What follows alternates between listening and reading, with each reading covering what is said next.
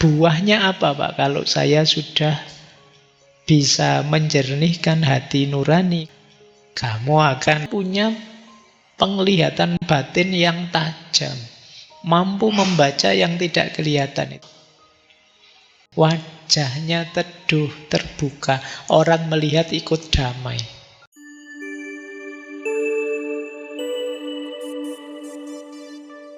Assalamualaikum warahmatullahi wabarakatuh. Bismillah. Mari teman-teman kita lanjutkan lagi ngaji kita, belajar kita. Baik. Coba kita lihat. Sekarang kita masuk ke olah rasa. Olah rasa ini berhubungan dengan bagaimana kita membersihkan dimensi batin kita. Jadi olah rasa itu menajamkan kesadaran batin agar kita bisa menangkap kebenaran, menangkap kehendak Tuhan, dan memahami makna di balik segala peristiwa. Kadang-kadang digambarkan seperti menjernihkan air yang keruh, sehingga cahaya bisa terlihat. Jadi nanti ada rumusnya olah rasa ini. Tapi diingat-ingat, rasa itu tidak sekedar rasa ya, tidak sekedar emosi, tidak sekedar Pak ini pedas, ini pahit, tidak sekedar itu, awas keliru. Itu kalau itu kan rasa fisik. Ini rasa batin. Rasa batin pun ya tidak sekedar emosi. Kalau dalam falsafah Jawa, yang namanya rasa itu setidaknya ada 3 jenis. Ada rasa pribadi. Rasa pribadi itu kepekaan kita terhadap diri kita, sisi batin kita. Ini loh, rasa pribadi itu. Wah, sedang marah nih saya. Tersinggung ini kelihatannya saya. Itu tidak gampang loh orang bisa seperti ini. Orang itu biasanya nganggap dirinya stabil saja, padahal tidak stabil. Ternyata aku kecewa ini saat ini. Ini namanya rasa pribadi. Bisa mengenali diri, membaca emosi diri. Ini namanya rasa pribadi. Biasanya ya untuk bisa seperti ini harus mengambil jarak dari diri kita. Kalian mengamati dirimu yang sedang marah, mengamati dirimu yang sedang kecewa, mengamati dirimu yang sedang gelisah. Ini namanya rasa pribadi. Boleh dicoba ya nanti. Mungkin kalian nyari kaca terus lihat dirimu. Seperti apa ya emosiku sekarang. Baik. Saya pernah baca, lupa di mana, tapi coba latihan mengambil jarak dengan dirimu itu dengan cara memanggil namamu sendiri. Ngobrol dengan dirimu. Mungkin rasanya agak cringe ya. Coba kamu panggil namamu sendiri, kan unik itu. Wahai Faiz, itu tidak enak ya rasanya. Tapi kalau kamu mampu begitu, kamu sudah bisa ngobrol dengan dirimu. Jadi kamu bisa mengambil jarak dari dirimu. Coba kamu latih itu. Apa ya? Ini kemampuan kita detachment. Kalau namamu Agus ya berarti Agus sedang sedih nih karena gitu ya. Jadi kan itu namanya kamu sedang mengambil jarak dari dirimu. Jadi kamu membahas yang dibahas dirimu sendiri. Itu namanya rasa pribadi. Nanti ada rasa sosial. Rasa sosial itu daya empatik. Aku bisa merasakan yang engkau rasakan, itu rasa sosial. Aku bisa merasakan kegelisahanmu. Aku paham kesedihanmu. Itu rasa sosial. Nah, kali ini sebenarnya tidak di rasa pribadi, di rasa sosial. Tapi guru sejati itu rasa ilahi. Kesadaran batin kita tentang hadirnya Tuhan dan kehendaknya Tuhan. Itu rasa ilahi. Rasa ilahi itu begini. Ketika kita mau melakukan sesuatu, ini dilarang oleh Tuhan, tidak boleh sebenarnya. Itu rasa ilahi. Rasa ilahi itu nanti dalam prakteknya di ilmu tasawuf dekat dengan namanya muraqabah. Kesadaran bahwa Allah selalu ngawasi kita. Bahwa Tuhan selalu di sisi kita mendampingi kita. Sehingga kita tidak berani sembrono. Mau melakukan apa saja. Iya ya Tuhan ngawasi saya ini. Malu saya kalau melakukan yang seperti ini. Ya tidak ada satupun orang tahu. Tapi kan Allah tahu. Ini kesadaran muraqabah namanya. Istilahnya rasa ilahi. Ya, jadi ada rasa pribadi, ada rasa sosial, ada rasa ilahi. Lah terus bagaimana Pak mengolah rasa itu? Dalam falsafah Jawa nanti ada tahapannya. Tahapan awal namanya srawung rasa. Setelah itu seleh rasa, setelah itu manunggal rasa. Jadi srawung rasa atau mengenali rasa, seleh rasa memasrahkan rasa, dan manunggal rasa menyatu dengan rasa. Srawung rasa mengenali rasa, peka terhadap perasaan kita sendiri. Sebentar lagi mesti marah ini saya kalau situasinya begini. Itu peka namanya. Ketemu orang model ini, secerewet ini tersinggung ya aku mesti. Nah itu. Kalau orang ngomongnya nyelekit sekali itu saya biasanya tidak betah, tidak tahan. Mengenali rasa dirimu. Wah ini saya sedih, ini saya ketakutan, ini saya itu. Srawung rasa itu buahnya kita jadi eling lan waspada.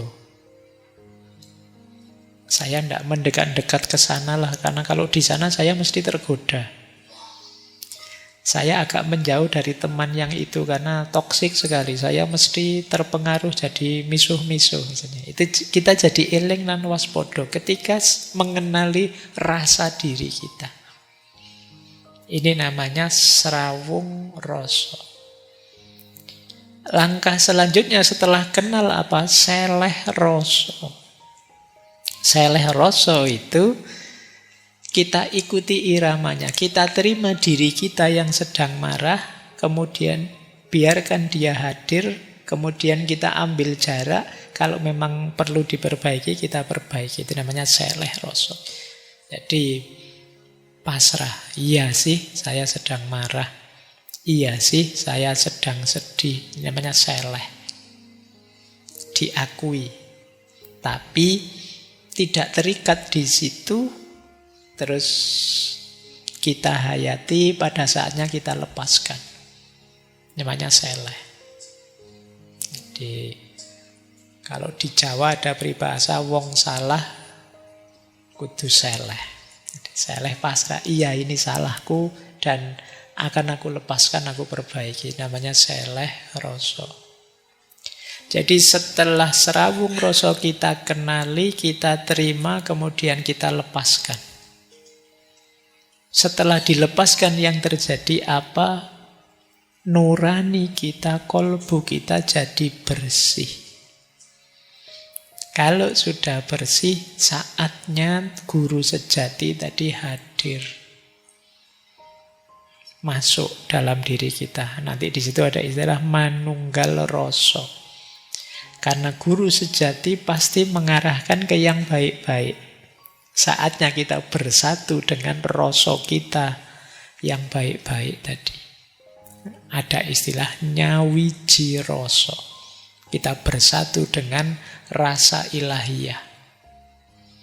Ini nanti ada yang menggambarkan proses ini semacam manunggaling kawula Gusti, tapi dengan definisi yang tidak sama persis dengan Al-Hallaj dan kawan-kawan. Jadi manunggaling kawula Gusti di sini bersatunya kehendak Tuhan dengan kehendak kita sebagai manusia. Yang kita inginkan itu yaitu yang diinginkan Tuhan. Itu namanya kita sudah manunggal berarti. Kita sudah nyawiji. Allah menginginkan kita jujur dan kita juga senang kalau melakukan kejujuran. Itu berarti kita sudah bersatu. Allah menginginkan kita taat dan kita gembira menjalankan ketaatan itu. Kita juga ingin taat. Bersatu sudah. Nyawiji rasa manunggal rasa. Jadi setelah serawung kita seleh, kita jernihkan diri, setelah jernih kita bersatu. Hadirnya Tuhan dalam bentuk kebaikan-kebaikan melalui hati nurani. Itu yang disebut manunggal rasa. Ini tahapan-tahapan olah rasa. Dalam rangka apa? Membangkitkan guru sejati tadi. Dalam kolbu kita, hati nurani kita. Ada satu quotes menarik. Olah rasa adalah jalan sunyi kembali pada Tuhan. Ia tidak butuh kata-kata banyak, tidak butuh keramaian, hanya kesungguhan dan keheningan batin. Ya, nanti kalian renungi ya kalimat ini. Rasa iku guru sejati. Yen wis ngerti rasa, bakal ngerti kersane Gusti. Rasa adalah guru yang sejati. Jika sudah paham rasa, akan paham kehendak Tuhan. Rasa yang sejati adalah jernihnya hati nurani tadi. Baik, kita lanjutkan materinya. Nanti dalam konsep falsafah Jawa ada istilah samadhi atau semedi. Semedi mungkin kita membayangkannya orang yang diam, menunduk, dan lain sebagainya itu ya. Yo, ilustrasinya begitu. Tapi yang jelas, kalau dalam filsafat, semedi itulah wadahnya olah rasa. Apa sih semedi itu? Laku diam, hening, menyatu dengan kesadaran batin kita. Jadi proses rawung, kemudian seleh, kemudian nyawiji manunggal, itu bisa kita jalankan antara lain dalam proses semedi. Nah, ini kalau di tasawuf dekat dengan konsep uzlah. Ayo kita menjauh sebentar dari keramaian, mencari keheningan, membaca, memahami dimensi batin diri kita. Kenapa sih Pak kok harus semedi segala? Mbok ya biasa saja bareng-bareng orang, rame-rame. Logikanya begini. Kalau kita masih rame terlibat dalam keramaian, kita mesti sulit fokus. Jadi pikiran yang gaduh, pikiran kalau masih rame isinya macam-macam, itu nanti bisa jadi penghalangnya rasa yang sejati. Nah, dalam kita bersemedi, pikiran kita ditenangkan, sehingga suara-suara hati nurani bisa terdengar. Jadi semedi itu isinya mengendapkan rasa tadi. Jadi kalian boleh ngambil momen sendirian sambil merenungi dirimu. Uzlah kemudian tafakkur tentang dirimu. Pahami isi hatimu, pahami suara-suara hatimu. Kalau momen semedi ini kalian jalankan, disitulah nanti guru sejati akan terdengar suaranya. Hati nuranimu suaranya bisa kamu pahami. Jadi dalam keheningannya semedi kalian mencapai namanya hening kan linuwe. Hening yang dalam. Jadi semedi itu gunanya apa? Ngerasake rasa. Merasakan rasa yang sejati. Rasa yang sejati itu yaitu kondisi kolbu kita, batin kita yang jernih sehingga bisa memantulkan cahayanya Tuhan. Di situ nanti ada tuntunan-tuntunan dari hati kita. Oke ya, ini kalau ada yang tanya, Pak, orang Jawa kok kadang-kadang semedi, kadang-kadang nyepi sebentar, mengheningkan cipta, mencari kesepian. Itu dalam rangka mendengarkan suara hati yang jernih, yang tidak terkontaminasi oleh macam-macam ruwet gaduh di sekelilingnya. Nah, kalian boleh ya ngambil trik semedi ini ya, karena hari ini kan pikiran kita itu gaduh terus, rame terus. Lagi santai-santai buka TikTok, tiba-tiba disuruh bahas ijazah, terus kamu pusing lagi, ki opo urusan ijazah. Jadi kamu ndak sempet tenang, pikiranmu gaduh terus.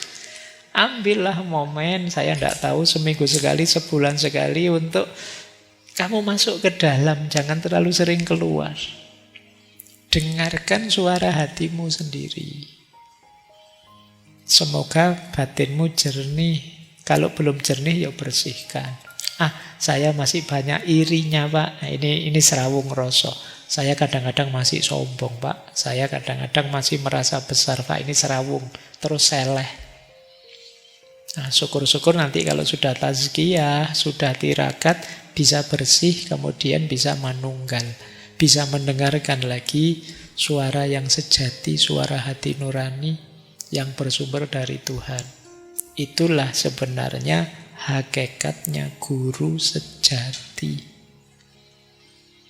Pak, yang saya baca buku, yang diajar guru, diajar dosen, itu rujukan. Sumber-sumber untuk membantumu tazkiyatun nafas, untuk membantumu menjalani laku, sehingga batinmu bisa jernih. Guru, buku itu kan memberimu konsep, memberimu teori. Yang menjalankan kalian. Kalau tidak dijalankan, ya tidak dapat apa-apa. Sebanyak apapun gurumu, kalau tidak ada yang kamu jalankan, ya kamu tidak berubah apa-apa. Jadikan itu pertimbangan dalam batinmu untuk mendengarkan suara hati. Ada lagi konsep dalam filsafat Jawa, itu kewaskitaan. Jadi nanti ada yang bilang, buahnya apa, Pak, kalau saya sudah bisa menjernihkan hati nurani, kemudian terbimbing oleh guru sejati. Dalam filsafat Jawa ada istilah waskito. Waskito bukan perusahaan konstruksi yang itu ya. Jadi kewaskitaan itu adalah kebijaksanaan yang mendalam. Jadi kita belajar filsafat kan akrab dengan konsep bijaksana. Nah, dalam filsafat Jawa, kebijaksanaan itu dekat dengan waskito. Tapi waskito itu tidak sekedar bijaksana, tapi orangnya punya penglihatan batin yang tajam, mampu membaca yang tidak kelihatan, itu waskito. Karena batinnya jernih, dia bisa menangkap segala realitas dan bisa memahaminya secara dalam, yang dalam tasawuf disebut ma'rifat. Ini orang waskito. Meskipun secara umum kadang orang menyebut waskito itu orang yang bisa membaca masa depan, Pak. Orang bisa ngeramal-ngeramal, yang bisa itu. Ya itu artifisialnya. Jadi itu pinggirannya. Tapi pokoknya orang yang disebut waskito itu orang yang sudah terbimbing oleh guru sejati tadi. Berarti orang yang hati nuraninya jernih. Sehingga bisa menangkap kebenaran-kebenaran bahkan yang tidak kelihatan. Kadang-kadang kan kalian heran, ini orang ini kok pintar sekali ya, ngerti, saya belum ngomong saja sudah ngerti. Itu karena mereka ini levelnya sudah waskito. Jadi bisa menangkap dari gejala, gesturmu, kebiasaanmu yang ini, dia langsung bisa menebak. Tidak perlu pakai mesin pendeteksi kebohongan, lihat gesturmu, bahkan tatapan matamu, dia langsung tahu kamu mesti bohong. Nah ini kearifan tertentu, kebijaksanaan tertentu. Cuma kalau yang versi ini, karena apa? Karena dia dituntun terus oleh guru sejatinya. Jadi dia selalu bisa memantulkan cahaya. Cirinya apa sih orang waskita itu? Yang pertama, memahami makna di balik peristiwa. Yang kedua, batinnya tajam. Rasanya tajam. Cerdas spiritual, intuisinya tinggi, dan yang terakhir dekat dengan Tuhan. Dan harmonis dengan alam. Ini cirinya orang waskita. Hidupnya santai, tenang, waskita. Ya, lanjut. Seperti apa sih Pak profil orang waskita itu? Inilah profil orang yang telah menemukan guru sejati. Nah, ini ya. Cuma ini manifestasinya ya. Manifestasi itu ungkapan keluarnya. Prosesnya sendiri tadi di dalam diri, di dalam batin. Cuma ini ungkapan keluarnya. Seperti apa orang yang menemukan guru sejati itu? Yang pertama, dia sosok yang andap asor, rendah hati. Tidak merasa lebih tinggi meskipun ilmunya memang tinggi. Kalau bergaul ya tidak membeda-bedakan orang. Tidak merendahkan siapapun dan tidak membanggakan spiritualitasnya. Ini ciri pertama ya, bukan orang yang pamer seperti minggu lalu. Misalnya cerita, saya loh sudah ma'rifat, kamu levelnya apa? Itu tidak yang begitu. Jadi yang masih pamer belum nyampe dia. Orang yang sudah nyampe tidak akan banyak ngomong, justru. Sama seperti cinta. Orang yang jatuh cinta itu biasanya tidak banyak ngomong. Langsung saja action.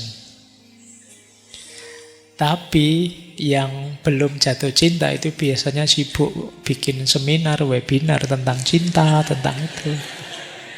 Biasanya masih belum malahan. Itu kan seperti kata Jalaluddin Rumi itu loh.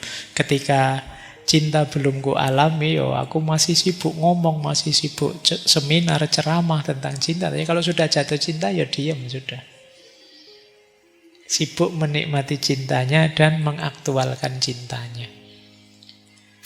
Jadi kalian yang masih seneng tema-tema cinta, kemarin ada yang, Pak, kapan lagi Pak tema cinta Pak? No.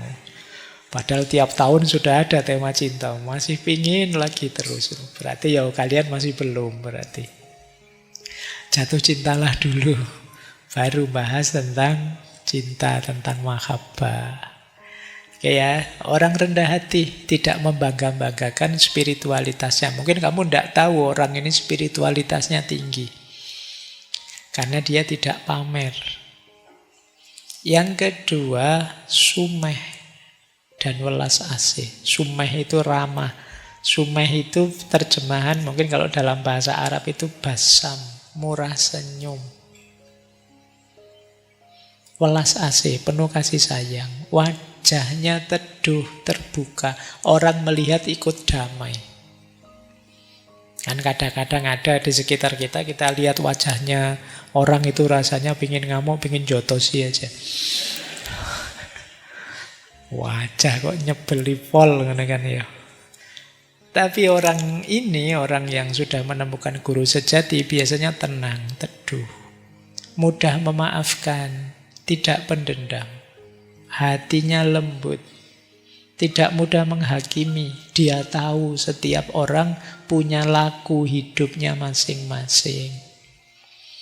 Jadi tidak menganggap orang lebih rendah, lebih jelek, enggak. Orang punya ceritanya sendiri-sendiri. Tidak pada tempatnya kita menghakimi orang lain.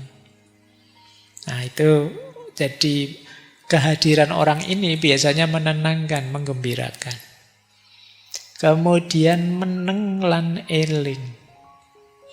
Meneng itu hening, tidak banyak ngomong. Ngomong itu kalau perlu saja. Lebih senang mendengarkan daripada bicara.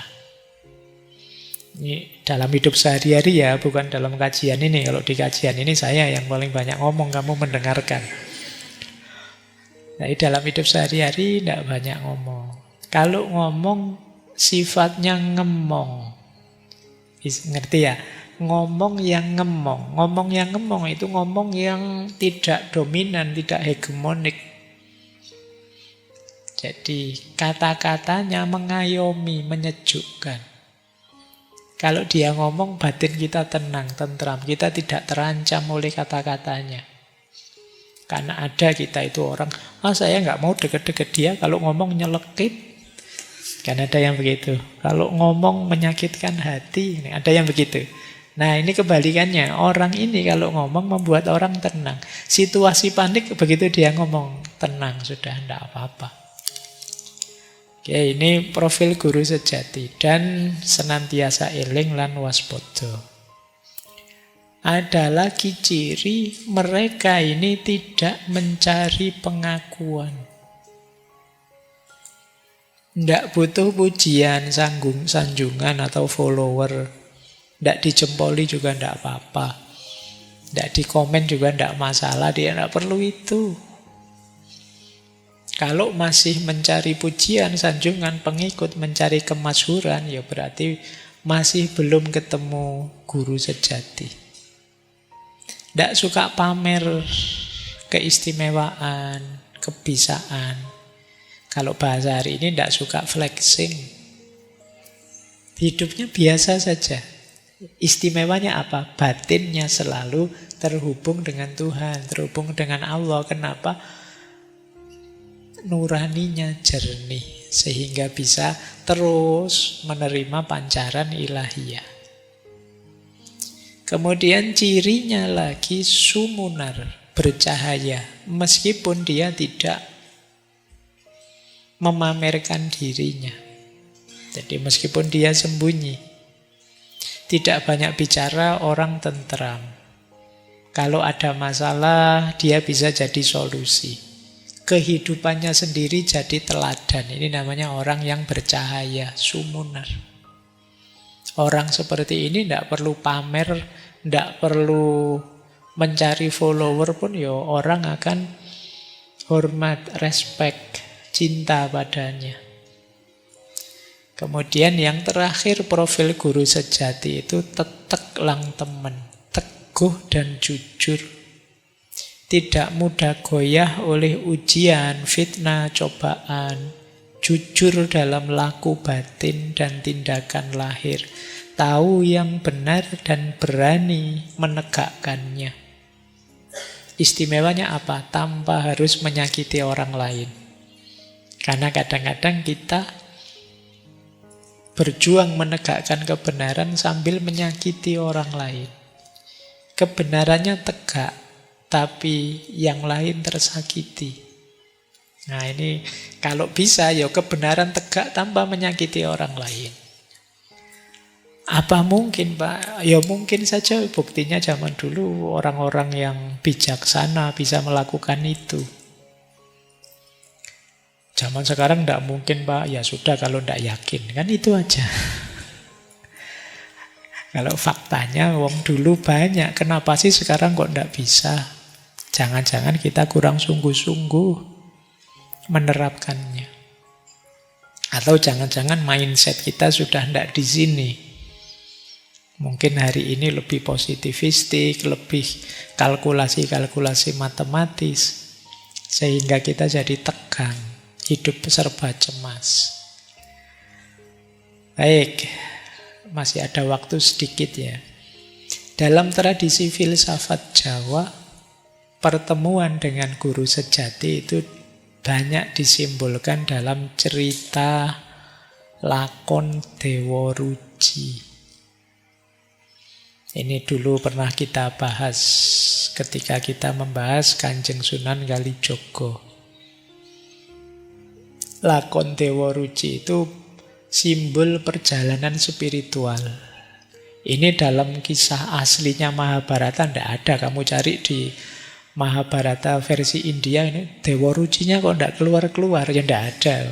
Yang bikin para wali. Jadi lakon Dewa Ruci itu simbol perjalanan spiritual dari Pandawa nomor 2, Werkudara atau Bima. Ini sebenarnya simbol orang yang ikut torekot melakukan perjalanan spiritual. Jadi satu ketika Bima ini diperintah oleh gurunya mencari banyu Perwitosari, air kehidupan. Semua orang tahu, termasuk saudara-saudaranya, air kehidupan itu tidak ada. Werkudara atau Bima ini sebenarnya dijebak saja oleh gurunya, Pendeta Durna, biar dia mati. Tapi ini seperti logikanya di Mursyid kemarin. Wong ini perintahnya guru, ya saya harus tetap jalan. Dia tetap jalan. Pertama dia mencari namanya Gua Gondomono di salah satu gunung.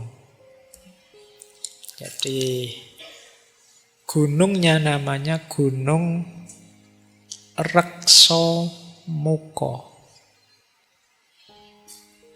Nah, di gunung ini dia ketemu dua raksasa, bertarung dengan dua raksasa ini dan menang. Setelah dua raksasanya kalah, dia didatangi oleh dewa. Kamu dibohongi oleh gurumu, kamu pulang saja. Tidak ada air Perwitosari. Terus dia pulang.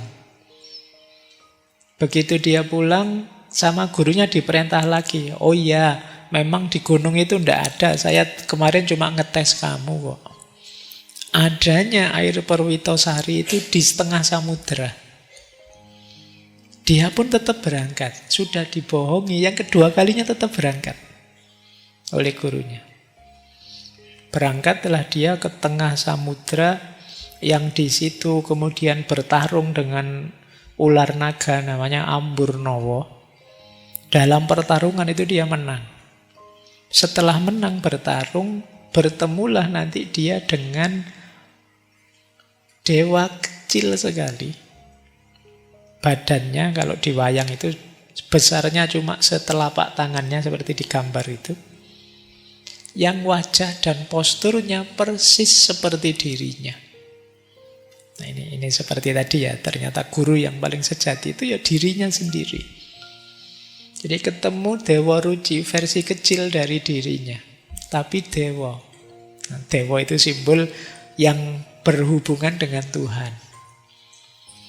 Disitulah nanti dia oleh Dewa Ruci diminta, kamu masuklah ke dalam diriku. Karena air Perwitosari itu tidak ada di mana-mana, adanya dalam dirimu. Maka masuklah ke dalam diriku karena ya aku ya kamu sebenarnya. Kan terus bingung, gimana saya sebesar ini harus masuk dalam Dewa Ruci yang kecil itu. Masuknya lewat mana juga? Kata Dewa Ruci, kamu masuk lewat telinga kiriku. Itu lebih aneh lagi, masuk lewat telinga caranya gimana? Kata Dewa Ruci, pokoknya kamu nawa itu masuk saja sudah. Dan ternyata benar, bismillah nawa itu masuk. Jadi hal yang tidak mungkin jadi mungkin. Ini logiknya dunia. Kalau dikalkulasi matematika tidak nyambung sama sekali. Tapi dalam ceritanya, wong ini cerita simbolis. Masuklah dia dan di dalam dia dapat banyak pelajaran. Itu simbolisme perjalanan spiritual. Termasuk menemukan guru sejati namanya Dewa Ruci. Yang tidak lain adalah dirinya sendiri. Tapi versi cerah, versi hati nurani yang bisa nyambung dengan unsur ketuhanan. Cuma itu tadi, ternyata yo laku sebelumnya itu yo rintangannya.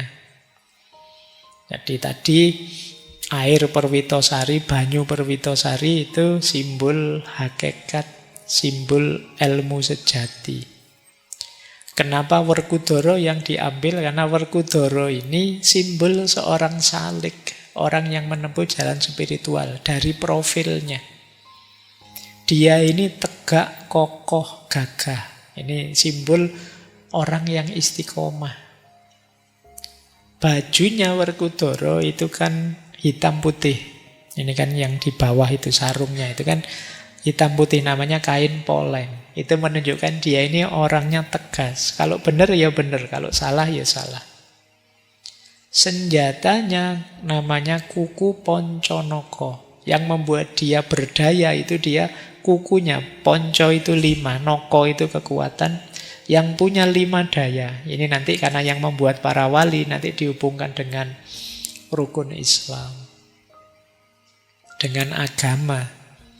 Kemudian Werkudara itu kalau ngomong itu selalu pakai bahasa ngoko. Dia tidak pernah pakai bahasa halus pada siapapun. Ini sebenarnya simbolisme tauhid. Tauhid itu egaliter, setara. Posisi apapun seseorang itu sifatnya sama saja di hadapan Allah. Karena manusia di hadapan Allah itu ya antara kholik dan makhluk. Siapapun dia di posisi apapun ya sama-sama makhluk. Maka Werkudara ya pakai bahasa ngoko. Kemudian dia seorang pahlawan, pelindung keluarga, pelindung masyarakat, punya komitmen mencari kebenaran dan patuh pada guru.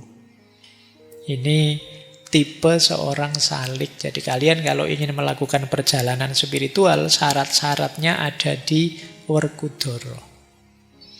Terus tadi, naik gunung Rekso Muko. Rekso itu ngerekso, memelihara. Muko itu wajah. Ini sebenarnya simbol pengendalian diri. Jadi untuk menempuh perjalanan spiritual harus mau dan bisa mengendalikan diri. Kemudian masuk ke hutan namanya Tikbrosoro.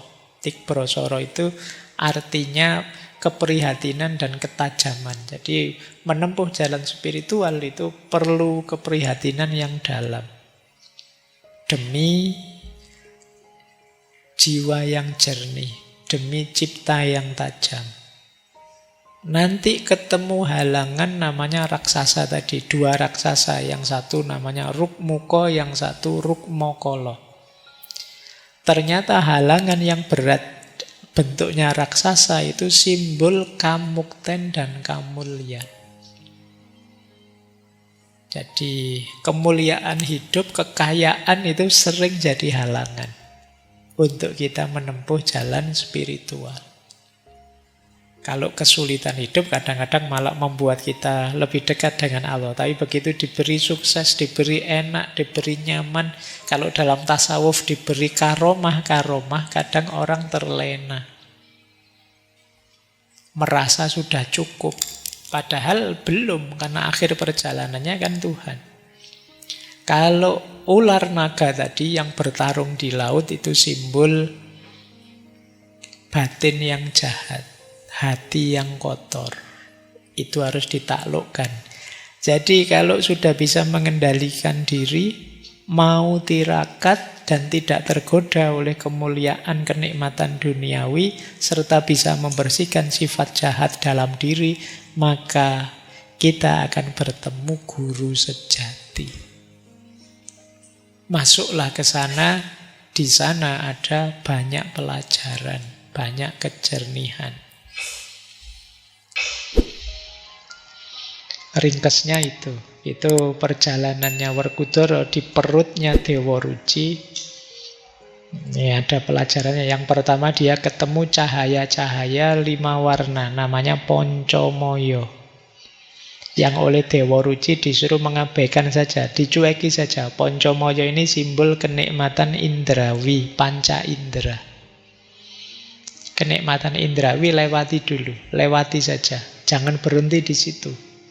Banyak orang berhenti di kenikmatan panca indera. Kemudian ketemu lagi 4 warna. Ada warna-warni cahaya 4. Yang ini simbol nafsu dalam dirinya. Ada warna hitam. Warna hitam simbol nafsu lawamah. Yang ini menjauh dari kebaikan. Isinya mendorong pada yang negatif. Ini nafsu lawamah. Kemudian ada lagi warna merah. Warna merah simbol nafsu amarah. Nafsu amarah berarti ambisi, keinginan, agresi yang membuat orang tidak waspada. Kemudian ada nafsu sufiyah. Nafsu sufiyah itu pusatnya di akal. Jadi Akal yang terlalu dominan kadang salah-salah pun dianggap benar. Itu kerjaannya akal. Itu nafsu sufiyah.